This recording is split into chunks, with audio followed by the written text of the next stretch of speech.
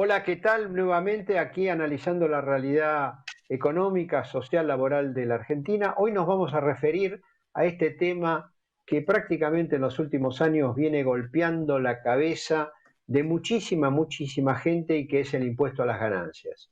Bueno, el motivo es muy sencillo, cada vez más trabajadores están alcanzados por el impuesto y los que ya estaban alcanzados cada vez pagan más. Como ahora se actualiza el mínimo no imponible, que va a regir a partir de enero del año próximo, estamos en comunicación, estamos conversando, vamos a conversar con el doctor César Litwin, que es un especialista tributario, bueno, para que nos diga qué es lo que él opina que se debe hacer con este tema, porque pasa lo siguiente, doctor, los doctores, los autónomos, todos los que trabajamos, en los últimos años hemos tenido una pérdida en nuestro poder adquisitivo. Y entonces se da el absurdo de que cobrando un sueldo en términos reales inferior, tenemos que pagar un impuesto a la ganancia. Si usted me explica esto, le doy el premio Nobel. Es muy fácil explicar, Bermúdez. Un gusto estar Sí. compartiendo con usted este programa. El problema que existe con el impuesto a las ganancias para los trabajadores básicamente es la inflación. Y cuando la inflación no es bien reconocida desde dos ángulos, desde el ángulo de lo que el trabajador necesita para su sustento personal, y que está vinculado no con un índice salarial, sino con el costo de vida, con lo que representa el aumento de sus gastos esenciales en alimentación, vestimenta, mantenimiento de toda la familia. En la medida que no se refleje bien ese gasto de sustento en forma dinámica, o en la medida en que no se refleje bien el aumento también acorde a esa dinámica inflacionaria de lo que son los mínimos no imponibles, lo que va produciendo con el correr del tiempo es que cada vez más trabajadores empiecen a estar en la lista de los contribuyentes del impuesto a las ganancias. En los últimos años, en alguna nota muy buena suya, usted mostró muy bien de qué manera se incrementaron la cantidad de trabajadores que pagan ganancias. Hoy son más de 2.259.000 trabajadores.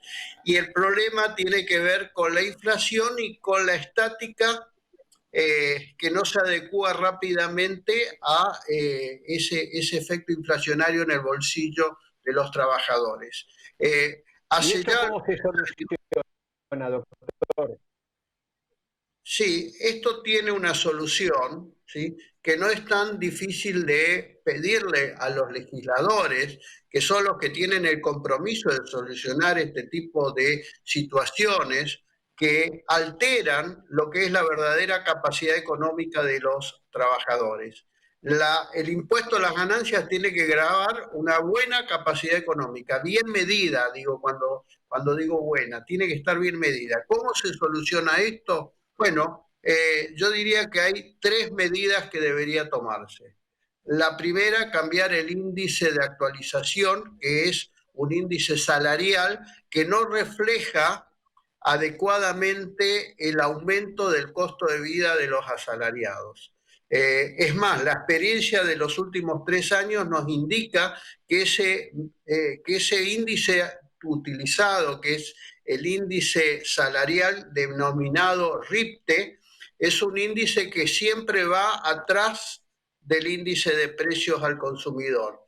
Con lo cual, la primera medida es cambiar el índice. En lugar de índice salarial, índice de precios al consumidor. La segunda medida es que en esta dinámica de una inflación de más de un dígito, teniendo una actualización anual, lo que va generando a través del año es una distorsión justamente donde los mínimos quedan estables en un año, los precios del sustento van aumentando con la dinámica inflacionaria y las recomposiciones salariales que llegan más tarde que temprano también hacen de que justamente el mínimo no imponible estable, no dinámico, produzca que cada vez más trabajadores paguen impuestos y cada vez más trabajadores paguen más impuestos porque la alícuota es progresiva. Incluso se da, estimado Bermúdez, la situación de que algunos trabajadores no quieren tener horas extras o no quieren tener un ascenso porque en definitiva eso representa un cambio de escalón de alícuota, un cambio de porcentaje,